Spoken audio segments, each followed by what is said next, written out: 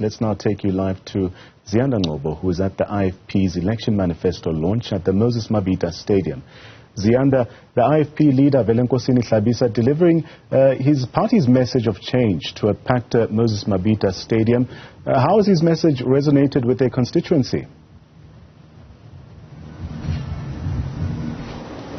Well, thank you very much, Nhlanhla. I can tell you that the thousands of IFP supporters remain here at the Moses Mabhida Stadium. They continue to be entertained by those who've been lined up, but certainly a clear message when it comes to issues such as immigration, that jobs will be reserved at least in the local economy only for South Africans. A key topic also being raised about the provision of services, water being a key issue, as well as unemployed graduates set to get a 3,000 Rand grant if the IFP were to take over the government tomorrow. So let's bring in IFP President Velenkosini Hlabisa. Big promises being made by the IFP. I suppose where I want to start is, where would you get the money to fund, for an example, this unemployment grant? 3,000 Rand is a lot for a country that has around 41% in unemployment rate. Ziyanda and viewers of Newzroom Africa, you know, Ziyanda, if you talk of a graduate, the government spent billions through NSFAS training these young people. Once they complete their studies, they condemn them to stay at home with fresh brains. Their dreams are dying on a daily basis. South Africa has a lot of money which disappears through corruption. The IFP will ensure that we clamp down corruption. The money available in our country will be repurposed purpose for what will take our youth forward. You know, South Africa has a bloated cabinet. There are so many ministers, Minister of Electricity, who is not doing anything as far as we are concerned. There are so many deputy ministers. Some departments do not need to have deputy ministers. We will cut down the bloated cabinet, redirect millions used to them to certain aspects to concentrate on job creation. You know, I have a daughter who is a graduate and is unemployed sitting at home. I know the frustration. Almost every family, or if not most families, if you can ask them, do you have an unemployed young person? You will find that everybody will say yes. There are even more than one. Even you, Ziyanda, if I can ask you, you might tell a similar story. So now, unemployment, waste of graduates, medical doctors, a variety of professions should be something, number one, we should deal with. So now, provide an interim measure that give a grant, take these young people, deploy them to municipality, provincial government, national government, for them to use their fresh brains. Because they have brilliant brains, but staying at home, not doing anything. The government is a loser at the end of the day. You spend billions through NSFAS. Once they complete, they sit at home. Rather give them a stipend, a sort of a grant, deploy them somewhere, they acquire experience, and at that time, you are redirecting resources in the country, job opportunities at education, posts that are vacant, fill them up. At health, fill them up.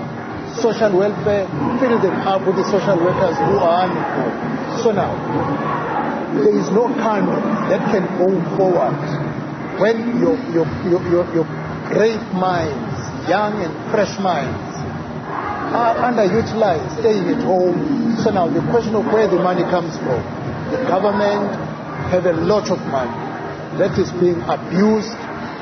All you need to do, redirect the resources, use money prudently, and if you use money prudently, you will find more people willing to come and invest in your country, and thereby you are generating more income to deal with the unemployment as well as other issues in the country. I suppose a topic that I'm sure the IFP anticipates will become very topical is the one of illegal migration. The IFP has come out to say, jobs in the local economy and entry-level jobs will be reserved only for South Africans. Spaza shops will return to South Africans.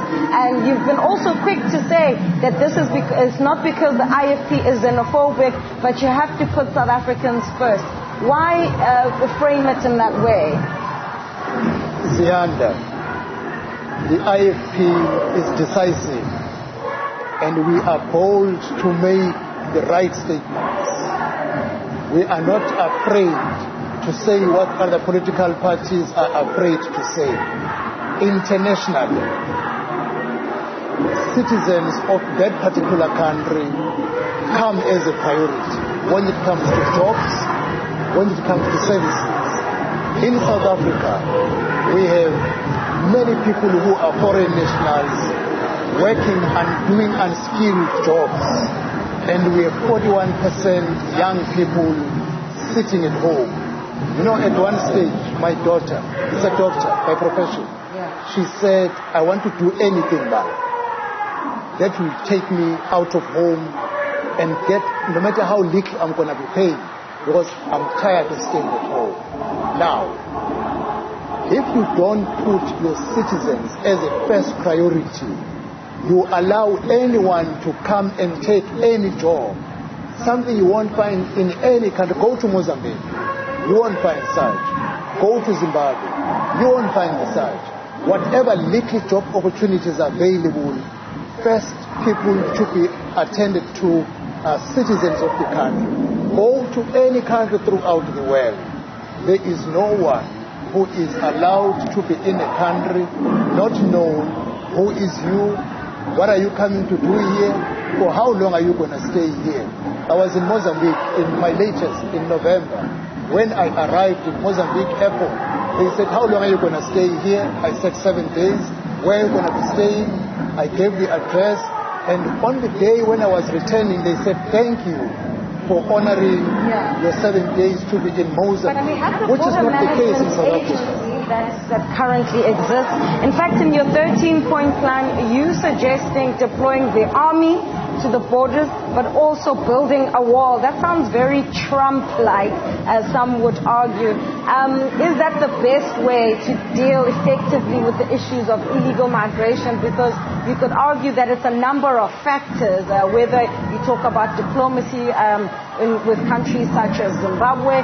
You could also argue that it's other factors such as, South Africans not being given enough support to start their own businesses, the environment within which they find themselves. Ziyanda, the current government built a fence of low standards in order to deal with the issue of foreign immigrants. It was not referred to the other way around, because if you want to control, just introduce effective control measures and show that your borders are controlled and they are not porous. Whoever comes in the country is someone who can be accounted for. I saw some other people chasing others through the river. You are putting people at a risk of drowning because it is only the river that marks the boundary between your country and the other country. While we are still having serious problems around unemployment, around crime, you must have effective ways of dealing with the issue of border control. Once you have dealt with basic things, issues like, as I've mentioned, unemployment, you can start to look at the best practice in other countries of the world, because in other countries of the world, there are no issues, there are open borders. They don't have a problem of unemployment. They rely on foreign nationals to come and work in their countries. In South Africa, it is different. You must behave accordingly to the circumstances you have at a particular time, especially to look at the interest of your citizens. People of South Africa, they can't work in the restaurants, in the construction industry. They can't, or they don't want to, because of our labor laws and not wanting to be robbed by restaurant owners, whereas because of the sheer desperation of illegal migrants, they will take whatever, which also fundamentally undermines our own laws. Which is also wrong. We should not allow the business people in South Africa to exploit the foreign nationals and give them whatever they can take at the expense of their complete labor. Even that one is a human abuse which we must fight against as South Africa. But Ziyanda, there are young women and young men who do want to work in the hospitality industry. Positions are not available. Some wants to be truck drivers, drive Uber, work in the construction industry. Jobs are not there because companies, they concentrate to employ more the foreign nationals because they underpay them. They know they will not complain. They will not join unions because some do not have IDs. And that is exploitation happening in South Africa, which we must root out. If you have to employ a skilled foreign national, we agree. The 20% allocation should be for skilled persons. But if you are employed as a skilled person, you must have a time frame to transfer your skills. That is an international practice. If you are an engineer, transfer your skill to a South African engineer after 5 years. You go back to your respective country because we have engineers in South Africa who are not employed, which is not fair to the taxpayers of South Africa because their money is paying foreign nationals. You know, there is an English saying that charity begins at home. Firstly, satisfy your citizens before you look at the welfare of the foreign nationals. People seeking asylum, they are warmly welcome. They must be properly documented. They must be kept in areas where they are known. That is here where they reside. But people who just came because of seeking for job with no skills should be assisted to go back home. But there must be no violence. We are against xenophobia. They are human beings. They want to pursue life. But now they overstand in the shoes of the South African people who can't get jobs because a lot of them are occupied by the foreign nationals. How does to turn towards what kind of gains you're hoping to make, not only in KwaZulu-Natal but across the country as we enter the May 29th polls? What are your projections as we sit here today? You filled up this stadium to capacity and beyond, but of course it will ultimately be about who you get out there to vote and to vote for the IFP.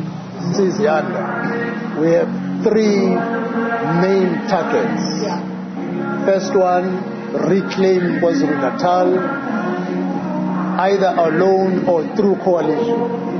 The second one is to push down the ruling party in Gauteng and the IFP to become part of a new government in Gauteng at an executive level where decisions are made, not just simply a member, but at a level of an MEC. That is where we want to be, and we are doing everything to be there. Thirdly, at a national government level, is to push down the ruling party below 50% so that IFP becomes part of a new government in South Africa at an executive level, at a ministerial level, at the highest level of making decisions of the country of South Africa, so that we ensure that we look at the interest of the people of South Africa not as ordinary members but as people at an executive level. Fifthly, in Limpopo, we have representatives from Limpopo. We want to have a seat in Limpopo so that we become a voice of the people in Limpopo. In Mpumalanga, the same, and we are doing more groundwork. In Northwest, we do have delegates from Northwest, but at the top, beside KwaZulu-Natal, Gauteng and National, is Limpopo and Mpumalanga, where our support is growing, and we will be going to these provinces to launch our manifesto to activate the support of the IFP. But in those provinces, especially Northwest and Limpopo, we are preparing for 2026 and 2029 because we want to have councillors in the local government sphere in 2026 and more members of the provincial legislature in 2029. And at a national level, we will be one of the key deciders because we will have managed to expand as widely as possible in the 9 provinces of South Africa by 2029. On KwaZulu-Natal, many would argue that you are casualties of this extension of a factional battle between the Umkhonto weSizwe Party and the ANC. If you look at the recent by-elections, yes, the IFP has done well, but you're not necessarily capitalizing on that market of disillusioned ANC members. One, what is your plan to regain that? But also, when you answer your question, I want you to do this having reflected on the mistakes that the IFP would have made between 1994 and 2004 when you were actually governing this province and then you lost power. You see, Ziyanda, from 2021 to date, the score is 12-1. The IFP has taken 12 wards from the ANC, and the ANC has only took 1 ward from the IFP. That on its own tells you that more people who voted ANC in 2021 in 12 wards, they switched their support and gave it to the IFP. We are expecting the same even on 29 May. Because when people, we meet them, even some of them wearing a t-shirt, sometimes when you do door-to-door, load shedding kicks are in there and there. And a person will say, hey, you know what? My yellow t-shirt is a joke because I'm trying to defend my political party. But look, load shedding is hitting me. I have my children unemployed. I'm sitting with them. I spent my last cent on my pension. I went to Mashonisa to borrow money to get my child to school, and I'm sitting with 2 things: my child unemployed and Mashonisa debt. And my government is not helping me in any way. And people want a change. That is why I say, wherever you go, Ziyanda, women who are affected by crime, whether they belong to whatever political party, they say we want a government that will be tough on crime and criminals. The existing one is not helping. Women are raped day in and day out, some repeatedly. Why? We have a weak government that is not tied on crime and criminals. These elections, Ziyanda, that is why we are saying it is not about which political party you like. It is about which political party can bring change. Would you want to work with Umkhonto weSizwe Party? I know the IFP forms part of the multi-party charter, and at a bilateral level, you've agreed with the Democratic Alliance to work here in KwaZulu-Natal and Gauteng. But given the inroads that polls are saying MKP could make, are you open to that idea? Yeah, well, polls sometimes don't work, Ziyanda, especially on a short space of time. But IFP is open to engagement with any political party as long as we share common views, principles, and values. We are not yet sure of what are the principles and values of Umkhonto weSizwe. We want to wait and listen to their manifesto as to how they want to change the status quo in our country. If circumstances compel that we work together, and there is nothing that prevents us to work together to advance the cause of our people, really, we will not refuse for the sake of refusing. As I said, we are open. We have worked with the ANC, Ziyanda, but you know, people of South Africa say a political party that has failed us is the ANC, and we want it out of power.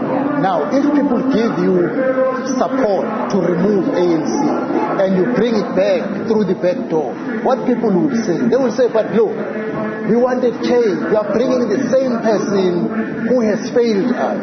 But it's a different case. It's a different case. No. You see, Ziyanda, go to the 13 municipalities the IFP leads, there is service delivery. There is, yes, Mhlathuze is doing very well. Also there, and the issue of water, as you would know as a party that has a rural constituency, the issue of water is so fundamental. I completely agree with you. But you see, take Mhlathuze from when we took it from the ANC in 2021. We found infrastructure that was not maintained, and that is customary and similar to the ANC. They don't maintain infrastructure. We had to concentrate in ensuring that we replace an infrastructure that is old in order that pipes will not leak water. We are very happy in as far as Mhlathuze is doing, even on the issue of electricity provision, because Mhlathuze supplies electricity to its citizens. And now they are asking a right to control load shedding, because they say they can do better, because load shedding kills economy, shuts down business, results to unemployment, and this becomes a national disaster and a municipal disaster because of the poor management of electricity by ESCOM. So now, you work with a political party where you share a common views in terms of taking people forward as a country. You don't work in terms of color, but you work in terms of this common agreement. That is why we worked with the ANC from 1994 to 2004. We did very well. As a country, as a province, even nationally, South Africa did very well. Things went haywire from 2004 when the ANC governed alone. You know, there's a Zondo Commission. Ministers were mentioned by name. The president, the Pala saga, they use a majoritarian principle to reject the commission's report by Judge Moore. Now, if a political party says they want to fight corruption, a learned judge tells you so and so and so and so abused the state resources, and they're not doing anything. They have a case to answer. No. When we talk about the Pala issue, they said there may be a case to answer. And they did not allow an opportunity for the president to answer. But go to Zondo Commission. People who are implicated are mentioned by name. They are still members of the National Assembly. They are still ministers. They are earning salary out of my money and your money. There is no consequence management. Now, if you want to, just a minute, just conclude, sir, just to conclude. If you want to take a country forward, you must have consequence management. People who steal must meet the consequences of their stealing. People who enrich themselves only employ their relatives while mine and yours are sitting idly at home. It's not a good thing to be done by a political party. Now, the only problem or a party that we won't work if we have different views, a party that believes in segregation, that does not respect black people, we will not work with that political party if it is a policy. Now, the Democratic Alliance, we are doing well in the municipalities where we govern. We are not looking at the color. We are looking at the program of turning things around to make our community benefit from the resources of the state. That is why ANC, because it is self-correcting, probably once they manage to self-correct them and become pure in their programs, there will be no reason why we could not work together with them, because we did work with them. But as it stands, if people vote them out, it should not be a wise thing to bring them back to power. Then come to your last question. What did we learn between 1994 and 2004? We learned a number of lessons, and we will not repeat those mistakes. Sometimes when you are given an opportunity to govern, you do not care. You do not respond timelessly. Sometimes we do not become accountable or transparent to people, and people decide to vote against you. We won't repeat the same mistakes of that first 10 years of our democracy, and we understand people had a choice to taste different governance. Now they know, because if they compare, they say IFP was better.